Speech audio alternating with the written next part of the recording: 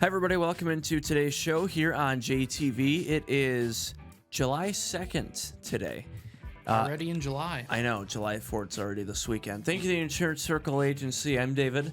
That's Adam. Any special 4th of July plans? Watching the Tigers? Of course. Prime time, Fox, Saturday night. Prime time. It's my buddy's birthday is always on the 4th, so Oh, okay. so we'll throw a big party there. Shout out to my mom. Her birthday's on July 4th. Really? Yep. A couple July 4th birthdays. Yep. All right. We have a lot to get to in these first couple segments here, so let's get right into it. NBA free agency. The Pistons, Malik Beasley is probably not going to play again for Detroit after what's happened. Yeah, it makes with him. sense. Yeah, it makes sense. So they thought it was a good idea to the best player the Pistons could pick up was Duncan Robinson. I still like that. I think he's going to be great. It's for this team. okay to me, but the reason why he didn't play in the end of the year for Miami is because he can't play defense. Yeah, but we're loaded at defense when you think about our team. Like, our team's very good defensively, so to add a shooter to go with Cade, to replace the shooting from Malik Beasley, you get Duncan Robinson just as good, if not better. Yeah, I like it. So we'll see how he works coming back home to Michigan here. And after Dallas drafted Cooper Flagg #1, they also get D'Angelo Russell. Not a bad veteran pickup to go with Kyrie Clay, D'Lo, and Cooper Flagg. Yeah, there you go. Also, Damian Lillard gone from Milwaukee. They gave Miles Turner that $115 million wiggle room that they had. Yeah, and then we'll see what happens with the whole Giannis situation coming up. No report has even come out about what teams he said he's wanted to play for. Nothing's came out yet, so we don't have a clue. Right. Also, just came in before we filmed this. Interesting hire by the New York Knicks. Two-time Coach of the Year, Mike Brown, formerly from Cleveland. I was shocked when I saw this. Golden State. Yeah, he was assistant Golden State. Also was with the Clippers at one point. Yep. And I think there was one other team. Me and Noah were talking about earlier, and I forget the other team. I think it was the Kings. Yeah, the Sacramento Queens. But I'm surprised, like early reports about potential candidates, Mike Brown's name wasn't even on there until really the last day or two, where it's like he's the leading candidate. Right. And she was not considered a finalist according to the team the statement they put out. But a name I saw a lot too was Dawn Staley. Really? Yep. No kidding. That would have probably been better than some of the former coaches that they've had. Probably. Still would have been interesting. Yeah. Though. Yeah. So we'll see what happens. I think Detroit will be fine. Duncan Robinson is better than Malik Beasley. I call it an upgrade. Mm-hmm. Definitely as far as shooting, too. So we'll see what happens with the rest of free agency. Yeah. We'll see if Detroit can wiggle out any more money for another decent Let's name. hope They're so. not getting That'd be any cool. big names. Yeah. But. Yeah. In MLB, the Tigers are in the nation's capital to take on the Nationals through Thursday, and they are at Cleveland Friday through Sunday on Fox, primetime Saturday night. And the All-Star voting is still open. That's right. It's actually just closed. I checked before we started, just closed because it was at the phase where you vote for the starters. But, I mean, when you look at the list, it's like Gleyber Torres, Riley Green. They don't let you do the pitchers, so I would assume Scooble's going to be starting. Yeah, and he'll be an all-star for sure, but I assume he'll be starting. No other American League pitcher. Yeah, exactly. Ohtani's in the National League, so is Paul Skeens. Right. Those have to be the two, by the way, National League pitchers, Skeens. I don't think Ohtani. they'll count Ohtani just because he's only pitched like a few innings. I think he's pitched maybe 3 innings. Okay, well then coming back. Skeens and then... That's a good question of who would be number 2. Because I have multiples in the American League, even though the National League is probably better overall. But yeah, the big highlight is like somebody like Cal Raleigh over on in the American League. I mean, I think he has like almost like 30 home runs at the All-Star break, so he'll definitely be starting catching. I really hope Baez gets the start in center field and Riley gets the start in left. So I'm hoping Torres. I think he's just easily the best second baseman right now in all of baseball. So yep, yeah. So we'll see. The All-Star game is coming up in a couple of weeks. Yeah, can't wait. Coming up on the show today, Yesterday, we got a chance to talk to him over the phone, and we're going to show that after the break. The new girls basketball head coach for Jackson Lumen Christi, Scott Stein. Scott Stein was formerly with Ypsilanti Arbor Prep, four-time state champion 3 of the last 4 years. Excited to have that winning culture again, adding to it in the Jackson area. Plus, Grass Lake head coach Roger Cook, if you missed it, and other headlines, including the ESPY Award candidates. Interesting. With Shane Gillis hosting. Hey, all That's right. going to be fun. So we'll get into all that when we come back.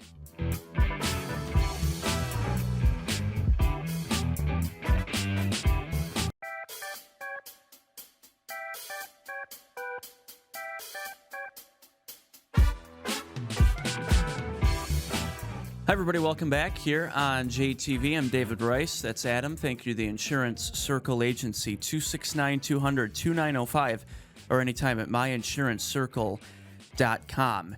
Happy to now have on the show for the first time, recently named the new girls basketball coach for the Titans of Jackson Lumen Christi, formerly with Ypsilanti Arbor Prep. 3 titles in the last 4 years, and defeated Lumen Christi this last basketball season in the quarterfinal. Scott Stein on the show here on JTV. Coach, thanks for joining us. How's it going? It's going good. Thanks for having me. Yeah, absolutely. So how's the first couple of months been so far, getting to know the team, and what's the transition been like for you now coaching the Titans? It's been good. I was super excited at the opportunity, and nothing over the last 6 weeks has changed that.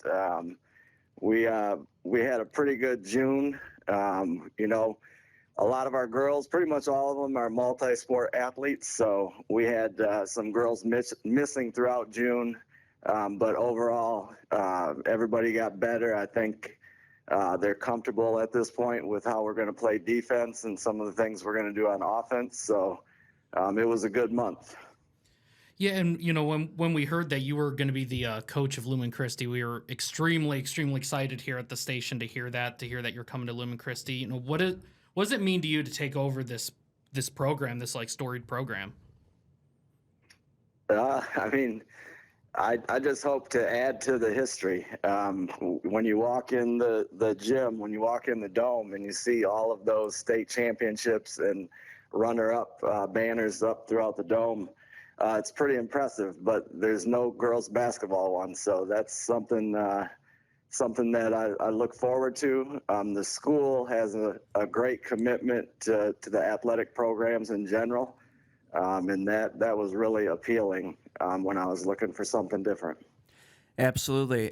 So I know you mentioned it was a good June, had a few girls missing because of other sports, but what do you like about this team so far and what you've seen from some of these summer camps and these games?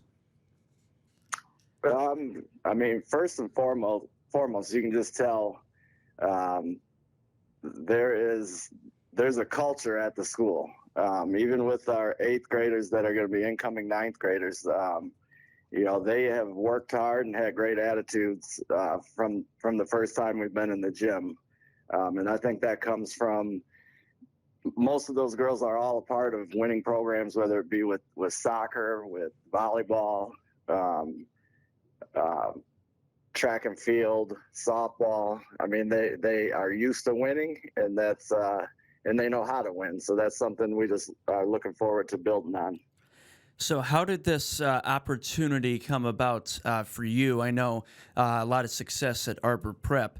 Why did you choose to take this job here at Lumen, and how'd that come about for you? Well, I knew it was time for a change. So I knew going into last school year in September that was going to be my last year at Arbor Prep. And then when we played Lumen in the quarterfinals, I was talking with Jesse before the game, saying you got to be pretty excited to have all these girls coming back. And he had said then, like, he was just filling in that year as the coach and that they'd be hiring somebody. So right there, that kind of stuck in my mind at that point. So then when the season concluded, the job was posted, and it was something that I definitely was interested in. And, going through that process and talking to Jesse and Coach Trope and just a couple parents in the program, um, everything fit. And it just felt like that was the place to be. What's the rest of your coaching staff looking like in the assistants? And are you bringing anybody over from Arbor Prep here to Lumen Christi? Yep, I got one of my coaches, Jabri Taylor from Arbor Prep, is going to be on staff at Lumen, and then pretty much retained all the varsity assistants from last year, and Andy Howley is going to be coaching the JV team, and he'll be helping with varsity. Yeah, and I obviously I know me and Adam know Andy very Of well course. with us being our boss, but no, when he told us that he was coaching JV, I thought that was a great opportunity, and obviously, we knew he'd be a part of a great coaching staff as well, and you obviously coached against them in the quarterfinal this past season. Now that you're coaching them currently and that you've coached against them, what do you like about this team and what you see from them on the floor? I like that they all play hard and they all play together. Which a coach, my first conversation with them in the gym, our first practice in June was, really, I only ask two things of you every time you come in the gym, and that's to play as hard as you can and to be a great teammate. So if you do those two things, we'll figure out the rest. And they've played hard and they've been good teammates. But I think, one of the things that is going to allow this team to hopefully be pretty special is we got different girls who can do different things that can provide the team all the things it takes to win. There's only one basketball, so only so much scoring is going to go on. We got girls that are willing to play defense. We got girls that are willing to rebound, set screens, do all of the other things that you got to do to win. And that part is exciting. And I know that you do have a fair amount of underclassmen. You got a lot of young players on your team, but you also have some upperclassmen. Like, what are you looking from a leadership standpoint out of the upperclassmen going into this season? Just to set the example of what we got to do each day to get to the goals that we want to reach. So I'm expecting, and I've seen it so far in June, that the seniors, they're the ones leading practice. They're the ones I've told them, like, I can drive the bus as a coach. I can drive the bus and I can micromanage every little thing. But the best teams, the most successful teams, are player led. So I'm really hoping, and I think it's going to happen, that our seniors are going to help drive the bus. They don't necessarily have to be the leading scorers or any of that stuff to be leaders. They just got to do things the right way and be a good teammate. Yeah, absolutely. And I got to imagine you feel a lot more confident coming into year one with Lumen. Pretty much the entire team, except for one senior who graduated, the entire team is returning from last year too. And obviously we've here at JTV, we follow them throughout the season, but you coaching against them, being able to watch them, it's got to make you feel pretty good too, right, about your guys' chances on making a run, not just this year, but for the next couple years with the whole team coming back from last year. Yeah, yep. They obviously made a quarterfinal. They had a great season, beat Grass Lake twice, and those are two great wins, because I don't think anyone would argue that Grass Lake was the most talented team in Division III. So there's the pieces there to do special things, and now we just got to make sure we're doing our job on a day in and day out basis to give us that opportunity come this year. But when you have, we got a couple sophomores that offensively can do some special things. Kenna Hunt and Lucy both of them can put the ball in the basket, and then it's just a matter of everybody else contributing in their ways. But we have all the talent. I've told them since day one, everything we need to win is right here. We don't need anything else. You know, as a coach, I think I'd be getting pretty greedy if I thought I needed more than what we have. We have talent. You know, and coming from this, you know, it's not like this is like your first time head coach. You're coming in here with fair amount of experience coming into this program. What do you think, you know, throughout your coaching career, do you have any experiences that you feel like kind of shaped your style of coaching, or like anything that you've had to like learn the hard way going through coaching? I would say, coaching with Rod Wells, throughout the early years at Arbor Prep, probably helped shaped how I go about defense. Defense for me is priority number one. So we spend a lot of time on that. The offensive stuff, I've always just been under the,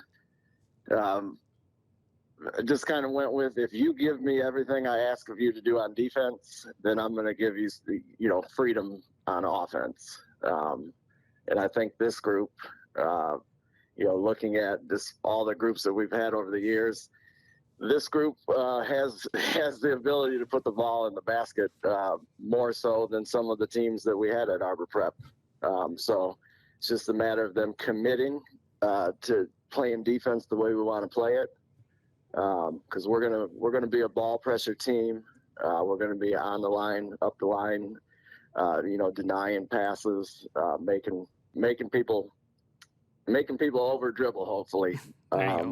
So it requires hard work. Like the kids they have to. You can't take plays off, and you got to be committed to it. But once we get to that point where we really understand the system and they're committed to leaving it all out on the court, I think the offensive stuff is going to come naturally.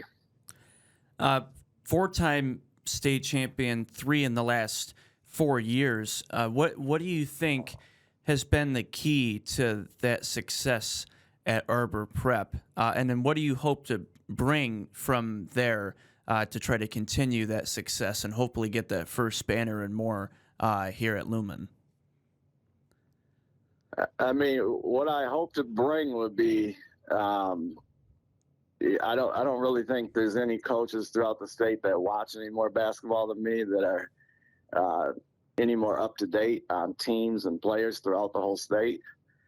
So the biggest thing is, I mean, I know what it takes. I know what state championship type programs and teams look like.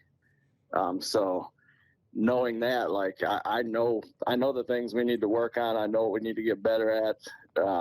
If we need to make adjustments, I feel like last year at Arbor Prep was a perfect example of, doing what you got to do with what you have to win. Because we played more zone last year in 1 year than probably the previous 13 years combined. And we played a lot slower because we didn't have depth. So I hope to be able to bring some of that experience to Lumen, and just looking at what we have within the high school, and then seeing at our youth camp we had 54 3rd through 8th grade girls sign up for our first youth camp this summer.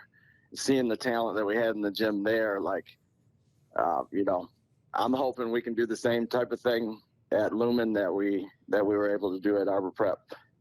And it definitely seems like the future is bright, especially with everybody kind of coming up. It seems like you're definitely setting this program in the right direction. And something I always ask coaches whenever they're on here, I always bring up a Mount Rushmore of either, it can either be pro or college players that you feel like kind of maybe you model a game after. You tell the girls like, hey, watch these specific players, and it could be from any time. Do you kind of have a list of players that you might kind of point them in the direction of and be like, hey, watch how this person plays?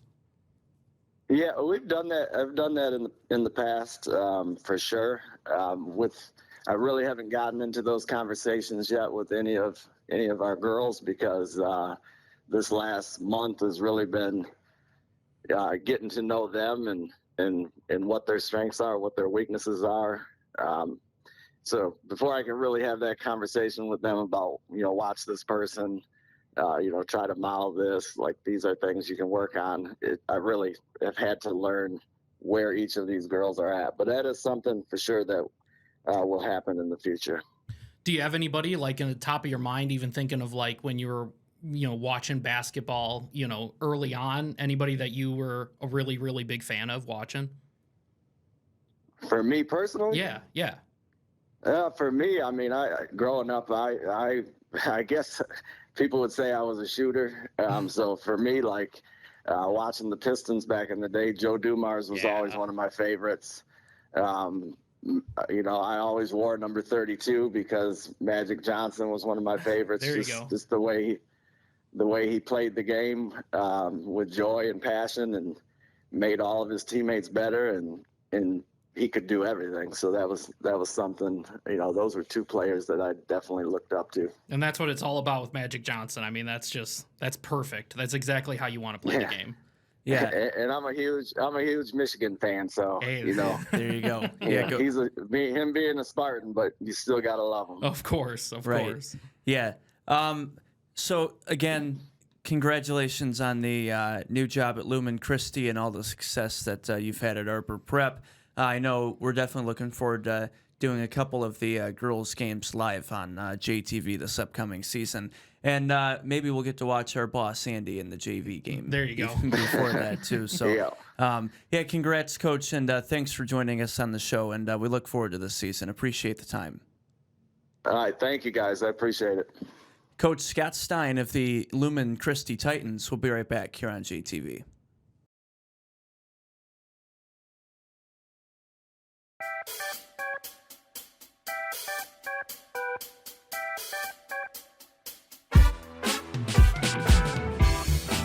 Welcome back here on JTV. Thank you, the Insurance Circle Agency. Joining the show now, first time winning the state championship, Grass Lake softball coach and a former teacher of mine, Roger Cook. Coach, thanks for joining. Appreciate it. Thank you for having me, guys. It's a nice studio here. Yes, you still trying to be on the come down the aftermath of all the celebration that's happened? It's been pretty exciting. There's been, you win it and then you start going down a little bit. We just had our banquet the other day. So doing our show here today, and it's just been a good ride. It's coming down to reality a little bit. So it's been a lot of fun. Yeah. Any summer plans now that the school year is out and softball's done? Well, I'll get out and start watching some of the other softball players. We have a bunch of them out playing travel ball. And then we got a farm over on Lee Road that it'll be time to be baling straw here pretty quick. So I'm going to enjoy this for as long as I can. So just keep me in here for a couple weeks and we'll go from there. For sure. Of course, and you've said it in other interviews too, but community support is the biggest thing, especially, also me being from Grass Lake.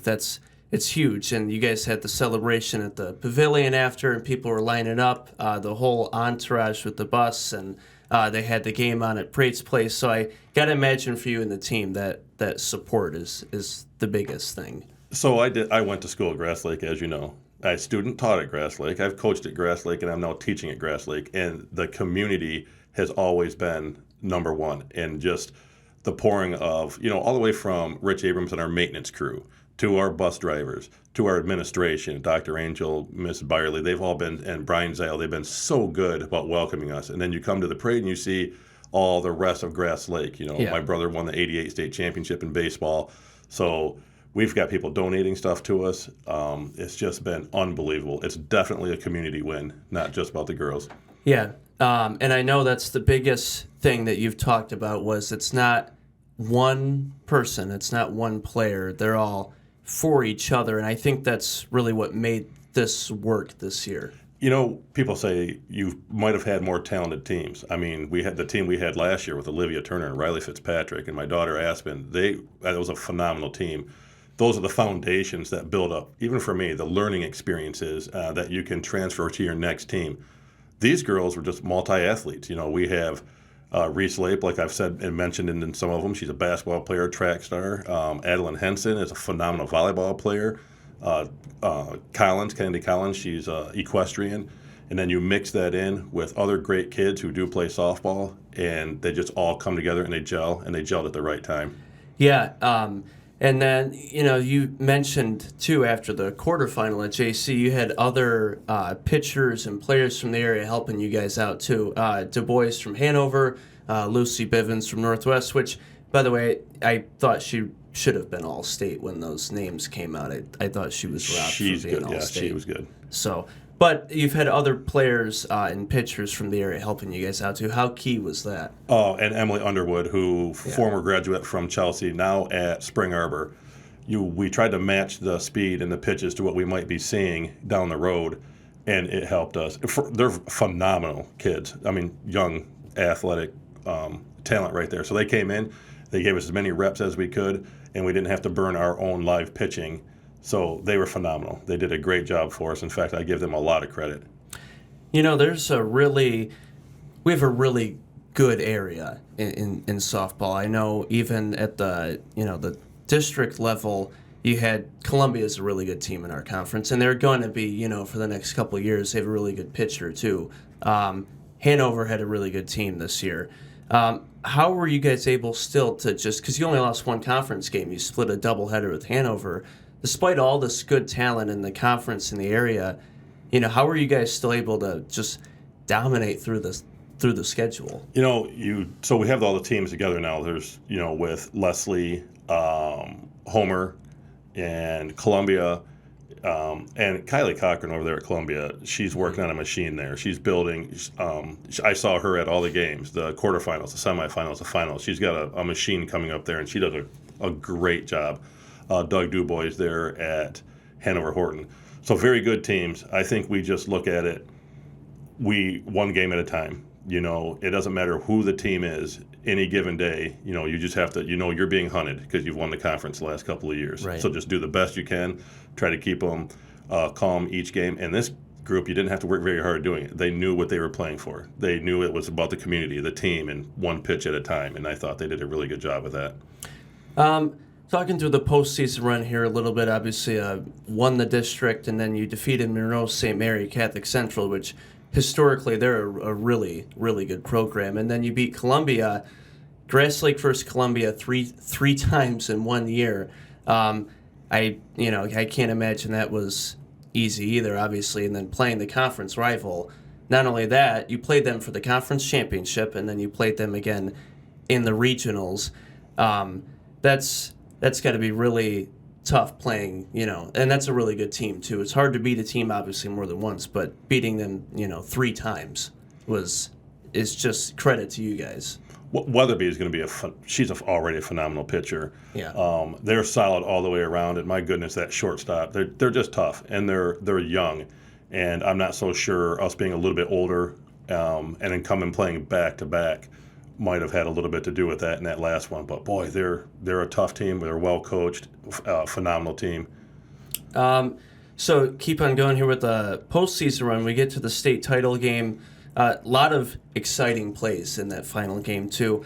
You mentioned your freshman earlier playing third, Kennedy Collins, and the one play, the pump fake with the spin move and the throw to Bree Saltz at home. Do you guys work on that? Is that something that just happened? We do work on that. And let's Really? just say it's not always that clean in practice. I've seen her spike the ball when she went on the fake like a football player. I've seen her throw it at our catcher Bree about 1,000 miles an hour. 5 feet away. From 5 feet away. So let's just say when we had to do it, we walked out and we called timeout and we said, because we knew they were going to score some runs, but we had to try to limit it. Tell Kennedy, if we have that runner there, you're going to fake no matter what. The rest of you is either get the out and then just see. And she did it to perfection. And not only that, but the tag that our catcher Bree put on, and then if you notice, our center fielder Emily came up and covered second. Reese Late came up. They did it. Everything came together at about as good a time as you could for that crew. Yeah. And then Layla Smith had that chopper to first. Claire had a fielding error, so she gets to second. And by the way, the energy that she brings on base when she's hitting, definitely it adds another thing. Wasn't like that team. all season. You start out and you're trying to figure out this is a total different team. Yeah. And we're trying to find leadership, we're trying to find energy. All of a sudden, things start building. Girls start maturing, and I relate that to a lot of the girls being comfortable with each other. Well, Peyton Heath down on first base, when she got walked on 4 pitches, just jumping up and down. Well, then Layla Smith just really took over. You get her on the base, she's just about as exciting as it gets when she gets fired up. So it was good to see that they caught that, and that's the next level stuff that they'll need. Yeah, and after you guys scored those 4 runs in the 7th, and then it's 5-2, and then Claire got on base. You knew that, like you said, they were going to score some runs, and then it becomes 5-4, and they start slowly coming back. And then you take that timeout to talk, what we're going to do. We're going to throw to home first. What'd you tell your team in that timeout there? Basically, it's just relax. Yeah. We're already winners. You guys are winners as a team with everybody here. Let's just one pitch at a time. Let's just see what happens. Keep them calm. And they're just the most calm, laid-back crew. Coach, we got this. We got this. And when you got Morgan Conrad on the hill, she just looks at you. She's got that eye of the tiger in her face. And that's another one there. She had a heck of a season. Yeah, I was just going to mention her next, and one of your 5 players who are all-state, and you have her coming back next year, too. Correct. So she's been unbelievable all year, especially during the postseason run. There's a few moments in some of those games, obviously, because once you get deep enough, you play really good teams, but you get to a point, and then there's a tough part of the game, tough part of the inning, and the way that she battled through was incredible. She has her leadership over the last couple of years has just been unbelievable. I mean, for her to finish 29-0 against the teams that we played this year, and she battled some injuries early on. We had to, Mackenzie Hilberer and Nadine Hubbard had to do some pitching, and Morgan just stayed through, and her hunger, and once they all believed the defense was going to play behind her, and she did the rest on the mound. And she's got her battery mate back there, Bree Salt's been unbelievable catcher, and they work so good together, and I think that's what makes it all come together for them. Yeah, because you can have, and we've seen it in baseball too, at pretty much every level. And we were just talking about the Tigers in the segment before this. You can have a good pitcher, but if you don't have a good catcher, or a wild pitch, somebody who can make the grab, throw to home, it doesn't work out the same. Right. So you're saying you went Detroit Tigers to Grass Lake Warriors softball. That's pretty good right there, guys. That's good to be in the same thing. There you go. Well, the Tigers are the best team in baseball. You're still about that first team to 50 wins. Yeah, that's pretty good. Bree and these seniors welcome the girls on the bench that don't get much playing time, or everybody out there. They make everybody so calm and comfortable. And just Bree is such a leader back there. Then you got Emily all the way out in the center field, and you got Nadine. Like, you got them in the key spots right there to kind of run things. And then you get Morgan in the circle, and that's a good combination to have. For sure. And I know, and we'll talk about them in a second, I know you're losing the 3 seniors that have meant so much, but you have your pitcher coming back next year. You still have quite a few of your infielders and 2 of your outfielders coming back too. So you got to feel pretty good about that, right? Coming into next year, you have still a lot of those weapons and some really good bats. 1 through 9 this year, most of them coming back. And honest, you're losing not just Emily Brown and your spiritual leader. You got Bree Salt's back there leading the whole team, and Nadine. You're losing 3 pretty darn good girls that not only are athletic but bring everybody together. So definitely. We'll find something. We don't know yet, but that's what I get to do. I get to go out and scout this summer. We've got some nice young talent out there playing, so we'll see how it goes from there. Yeah. So I always have to ask everybody this that's on the show. So I'm a big Mount Rushmore of different sports type guy that we talk about. So this can either be current or growing up watching guys. Who would be your personal Mount Rushmore of baseball players, whether it's just the way that they played or just grew up watching them? Baseball? Yeah, baseball. Okay. Yeah. Honestly, George Brett was always a huge fan. Oh yeah. And this is going to sound maybe a little cliche, but you talk about Mount Rushmore. Well, I put my brothers on Mount Rushmore and my parents, because they're the ones that every single day, every game, every practice, they're sending me goat memes and different things, just goof around. But honestly, it's them. My brothers and my family mean the world to me, my wife and my kids. They're the ones that pick me up. And that's who I play for, as well as the community. So if you had to put heads up there on the Mount Rushmore or anything like that, it would be my family. No one certain person. They've got my back through thick and thin. And it's kind of what you do it for, It's we're best friends. We talk every day with the brothers. So I'm just trying to get in here more so I can beat Brady, who's been on the Bart Hawley show more than enough times. This is my one. I want to make sure we get a couple more in there. So of course. I love it. I love it.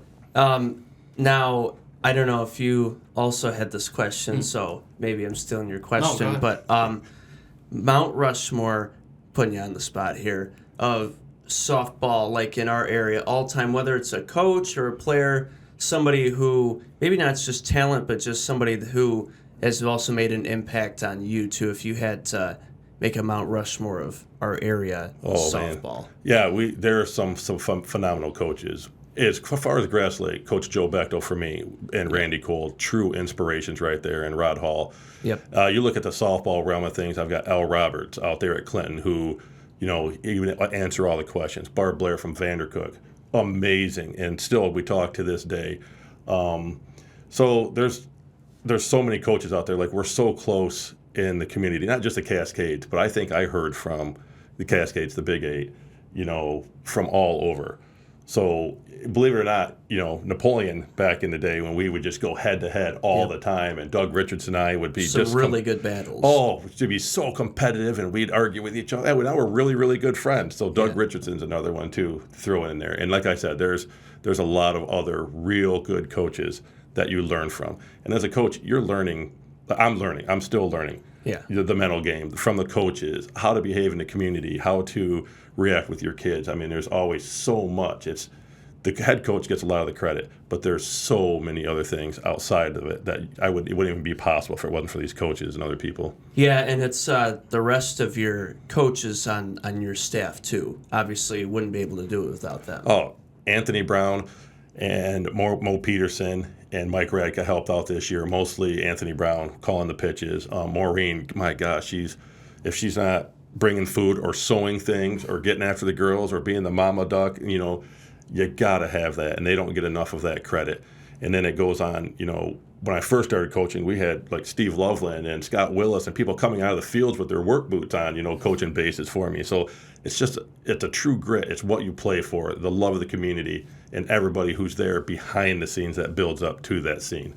So, and you brought up grit, which is perfect. So, I remember back when Dan Campbell came into the Lions, that was the thing he was instilling. If there was one thing, it was grit. Yeah. When you became coach, was that kind of what you were trying to instill? Or, cause obviously, this is the most success that they've had in a very long time. So is this going to be, did you kind of come in and say, hey, I'm going to be changing a few things? Or what did you kind of do when you first showed up? When I first started, this is over 25 years ago, it first started out as, I started teaching. I'm going to try to get the first varsity sport, go from there.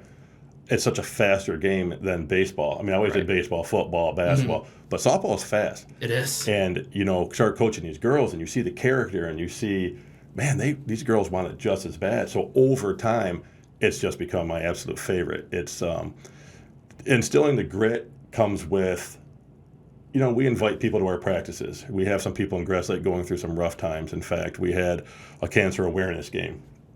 And in fact, one of the ladies, Monique Baird, who came to it, we gave her a ball and threw out pitches along with Kim Brown and Tim Scarborough. Well, she just also recently passed away. And, that day she was talking about the softball team.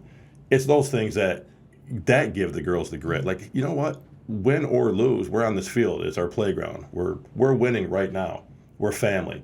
So I think that gives the grit. Hey, we can do what we want out here. Just play our best, play together as a team, and whatever happens, happens. Let it fall in place. Yeah, it almost seems like a coach can only go so far into telling somebody. It's almost like you need those experiences in life to be able to truly get that growth. Absolutely, the experiences in life, and we tell it how it is. We've been through a lot of things in our lives. This is a softball game. And you also look back to all those players that build that foundation, and I'm learning from them. And now they have their own kids and their own families, and I might be coaching them soon, So I can't say enough about the past teams, and the parents.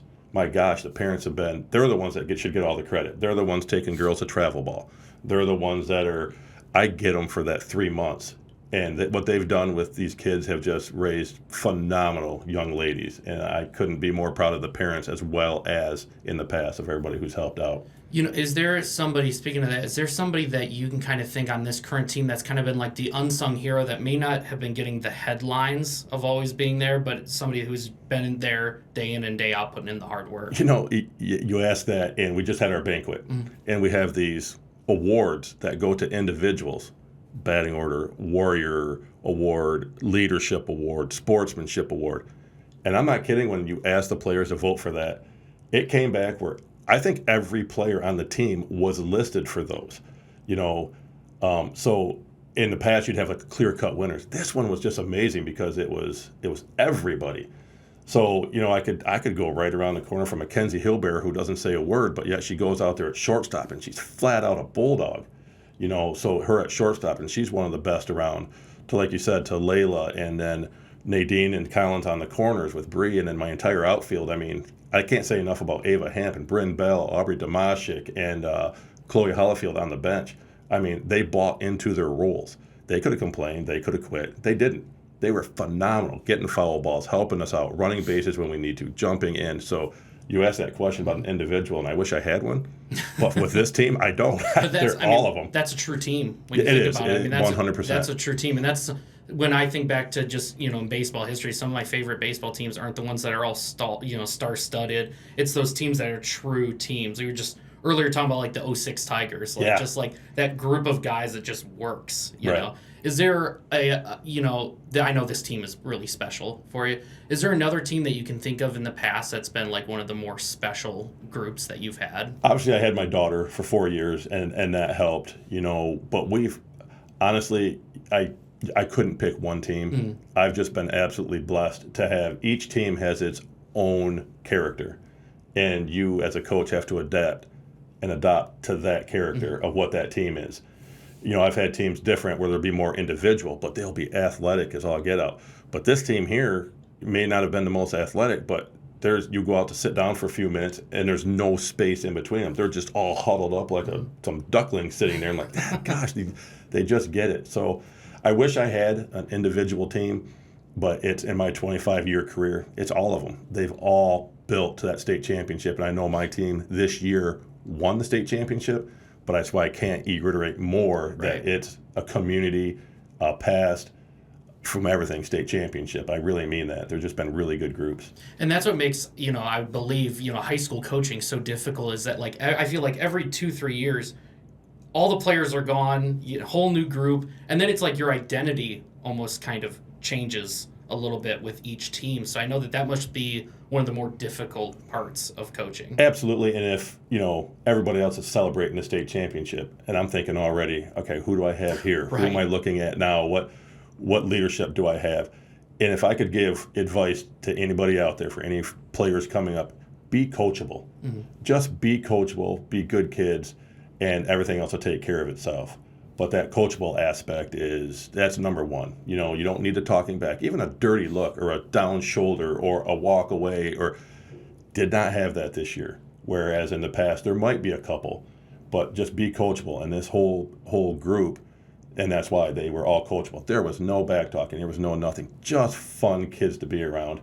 And, it's weird. I miss my softball daughters and family because we're not practicing right now. Like, guys, where is everybody at? But we get together for the 4th of July. We're going to be in the parade there in Grass Lake. Nice. We owe a lot of things. Everybody's been so good to us. We owe a lot of things. And it's all about giving back to the youngsters or giving back to the community, and that's what we want to try to show. And I know we kind of talked about it earlier too, but like, how important was this win for the Grass Lake community? And the run that you guys were on, that was such an impressive run right at the end. Right. Everybody says, gosh, finally this guy got one. It's only been 25 years. I'm thinking, it's not easy. Yeah, that's not an easy thing to do. Back to talking about, because softball's in the spring, so you've played all your sports. Our seniors graduated about a month ago or more. It seems like it's been a long time. You're battling just getting to the summer. Could be boyfriends. There's always something. And right now, AAU volleyball, AAU basketball. Yeah, there's other sports we're talking about that they're doing too. Everywhere. Yeah. I mean, our girls, I know some that went right from that state championship. They went right to tournaments, whether it be softball, basketball, volleyball, and other stuff going on. So it is hard. You just have to rein them in and tell them, hey, this is it for the school year. You're a family for 3 months. After this, it's done. Yeah. And I think they're starting to realize that now. We're just trying to keep keep the energy up and let's enjoy this a little bit and get to that parade, and it'll be fun for the community. That's so awesome. By the way, AAU, I feel like there's so much you have to invest if you're like a parent with AAU. The travel and the hotel and even the cost of being on an AAU team now is just it's ridiculous, and it's almost every weekend there's a tournament and you're gone. And that's adding to like you said, the 3 months in the school season. So I give credit to a lot of them. There could be some burnout. There could be some injuries, but it's what we live in today. A lot of people feel like they need to do this. We need to pay this to compete. But I'll tell you what, like this team this year, we didn't have a ton of travel ball players. You had athletes. So give me athletes any day of the week. Yeah. Right. So, For sure. You had 5 all-state players all on the first team, which was incredible. And, only compared to really 2 on Hanover. Otherwise, a couple only other teams in the area had 1. But Emily Brown, Kenzie Hilbeer, Bree, Layla, and Mo Conrad, all state. Have you? I can't imagine you probably had another team with 5 of them, right? 4 or 5 on the. Obviously, we've had plenty of all-state players at Grass Lake, especially the last couple of years. But what do you think that speaks to with having not only 5 all-state players, but all 5 on the first team too? Because there's first and second honorable mention, and they're all on the first team too. And some of them, as a sophomore, there's 2 juniors on here too. It's funny you asked that because we did have one other year where we had 5, and a lot of people don't know that you can only have 5. So there's a limit. There's a limit of 5. So actually, Lainey Brown, who was phenomenal pitching a couple of years ago, was not able to get on there. This year we got the 5. We would have had 6 with Nadine Hubbard, and because we already had 5, they had to actually take them and say, hey, her batting average is a little lower, so should have been Nadine Hubbard right on there at first base. I give all the credit to Lisa Roberts from Clinton too, because she was the one who pushed at the All-State. She does a phenomenal job to get our players recognition. Politics, luck, you're leaving it in other people's hands. Those 5 or 6 that would have been All-State or are All-State would every one of them would say, let's put it back on our team. Our team is the reason we get these individual accolades. So it is fun. It's a lot of fun, and they'll get rewarded during the All-Star game for it. Yeah, and I was going to say, especially my graduating class 2023, the team that made the quarterfinal in 2022, those were some really, really good teams with a lot of all-state players. So I know there was a couple players that have been left out from that. But, it's just, I guess it comes with having that much success. You have that many great players. Well, you get your name out there, that helps. You play a tough schedule, that helps. Yeah.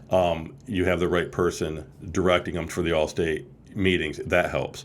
But yes, having the tradition, having good players, definitely all gets you through there. But I always tell them, individual awards, fantastic, you deserve it. But it comes back to this core crew, and that's what we preach nonstop. It's about the team. Get your individuals, but don't forget that team's there, and they're really good about it. After you guys won and celebrated the trophy, and even at the banquet, what'd you tell your 3 seniors? And that was their last time together too. We have a photo in our gallery on our website of the 3 seniors with the trophy after it. It's a great picture. What'd you tell them? What was your last? Every year up until this year, I'll grab the seniors and we'll hug and we'll cry it out because you really do become family. We didn't get time to this year because we got to the state championship game. We won it. We just hugged each other and said, "What did we do?" It's like it was so surreal. Like, what are we doing here? Because we were so focused on getting things done. It's all been enjoying it now. Individual texts back from the seniors, seeing them at the banquet. I'll see them on the 4th. It's a happy cry. It's an embrace that you join the crew and the rest of them, and now you get to watch us and help us out, and we learn from you. Yeah, and I know your son Brian's grad party was supposed to be on that day too, but the whole party came to East Lansing too. My poor wife and family. My gosh, that's when my son played. Obviously, he was a senior for Grass Lake baseball, and my coaches were phenomenal because they coached a couple games while I went and watched my son. So that was great. But yeah, we set that grad party. We didn't know, we didn't think. So Fortunately, we got there, and my son was like, "Hey, let's go bring the party to East Lansing." So I was there for a half hour, and we all went to East Lansing and had a great party. Good sacrifice by him. Yeah, and it's memorable. He'll always remember that. So I just can't figure out cool. why people at the game didn't give him cards. Like other people from Yeah, there. That would have been real If they good. were planning on going to the party, you still have the cards. Yeah, that's right. That's right. Oh, it was fun. Well, as another Grass Lake graduate, since I've started here at JT, I've got a chance to watch the girls basketball state championship with Coach Cabana. There's a couple other sports. Bowling's won a couple state championships. I know football, they got robbed out of not making the playoffs this year. We've said that many times on the show, but football had a great year this year. Girls basketball, great as always. Coach Saltz has a great program, took over from Coach Cabana. And of course, you guys have always had a lot of success. So it's always I know they always say it's a great day to be a Warrior. It always is. And you can go, and all the teams and all the kids support, go to all the games. So I think that's what's special about Grass. Like the boys basketball, really great this year. Everybody came and supported them, and then the girls, and then softball. So they all support each other too. Right. So I think that's what makes it special. Girls basketball is going to put on. April does a phenomenal job. I talk with her all the time, and she's got the same philosophy as I do. So she does a really good job, and they're going to be really tough this year as well. Well, I know we want to have more time. It's only an hour's show, but no, we do appreciate you joining the show. Congrats on all the success. I know, I probably don't want to make you, feel old by me interviewing you, and then I know you've already mentioned that after the quarterfinal, I had you as a student, and then interviewing you, all this time. Well, later, thanks to JTV and you guys, you've been there since day one. Everybody else kind of followed along in the bandwagon, but it's been JTV and you guys that have been there since day one. And we're free too, so that's right. Hey, all right. We're free to read. So, thanks, Coach, for joining me. Thank you guys. I really appreciate it. Yep, thank you. Absolutely. So thanks to Coach Cook from the Grass Lake Warriors 2025 softball state champions. So we'll be right back here on JTV.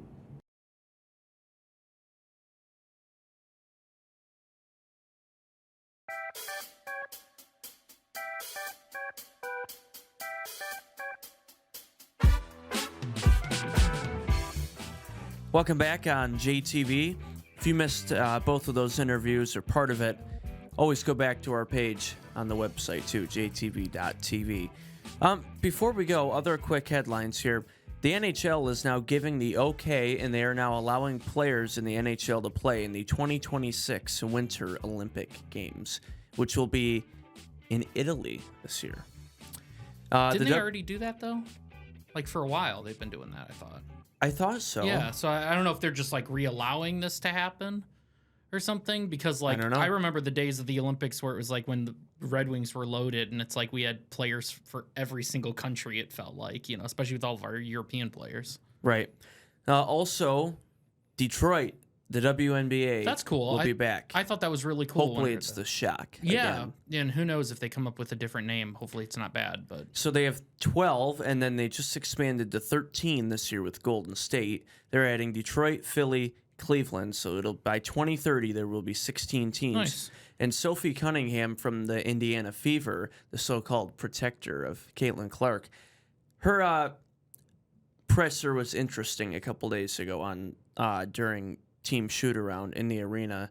She said, I don't know why they have teams in these three cities again. Who would want to go to Detroit for anything? Or Cincinnati. No. Did she meant actually Cleveland. say that? But yeah. Ooh, that's not good. First of all, because me and Noah talked about this in America. Too. Sophie Cunningham was born in Missouri. Yeah. It's Missouri. Right. And she plays in Indiana. Nah, she doesn't know. I mean, she doesn't. She shouldn't have said that. But on top of everything, it's just like we're one of the top sports cities in the world, at least in the country. So it's just like they need to calm down. And the ESPY Awards are happening in a couple of weeks, July 16th on ESPN and ABC. Shane Gillis will be hosting that. It's going to be awesome. That is going to be really cool. So we don't have time to get to all 22 awards, but I just wanted to pick out a few of the major ones. And then we'll each kind of share who we think will win and maybe who I think will win, because there's a difference, who I want to win and who will probably win some of these awards. Best male athlete, Saquon, Ohtani, SGA, Josh Allen. I picked Ohtani. It's Ohtani. He's probably going to be the one. It's easily. There's only one guy on that list that plays both sides, that can pitch and bat. So, yeah, it's definitely him. Best NFL player, Saquon Lamar, Josh Allen, and Patrick Surtain. Yeah, defensive player of the year, so I guess I understand it. They had to get one defensive guy in there. That's literally what that was. They could have easily picked another offensive player, but they're just like, hey, let's throw him in there. I picked Lamar. Oh, really? Either him or Saquon. Here's like a little hack for these awards. If you're nominated for best male athlete, it's going to be one of those guys for best football player. Because clearly they were it'd probably be Saquon. That's what I'm thinking. I'm thinking it's going to be Saquon. You could potentially give it to Josh Allen, but with what Saquon did last year, give me Saquon. Best MLB player, Ohtani. Shocker. It's not even going to be close. Skubal. I hope, but there's no way. He should win, but he won't because Ohtani's there. Yeah. Although Ohtani hasn't really played this year, but it's still Ohtani, so he's still going to win it. Although I do think it should be Skubal. And then Aaron Judge and Freddie Freeman. Yeah, I mean, what a list. What a good list of MLB players. But yeah, it's going to be Ohtani again. He's on the list for best male athlete. He's probably going to win best male athlete, so he's going to win the best in his field. And the best NBA player, there's one guy, it's I think definitely Jokic, and then SGA, Giannis, and Jason Tatum. Oh, you think Jokic is going to win? Is that what you were saying? I want SGA to win. I think Jokic will win it, though. Oh, I don't think Jokic is going to win this at all. You think it's going to be SGA? I think it's SGA. Again, if you look, like he's under the best male athlete category, but then also they like to give it to the MVP. Who I think the best player is not even a question, and that it's Jokic. It's for sure Jokic, but I just don't think they're going to do it. Well, we'll see. And also the best golfer category, I don't have it on here, but only 2 of the 4 were from the PGA. Oh, interesting. McIlroy and Scotty, and the other 2 were in the LPGA female golfers. Oh, okay, cool. Well, it'll be Scotty. I would. It's going to be. Right now, it's still Scotty and everybody else. Yeah, exactly. So I would not be surprised.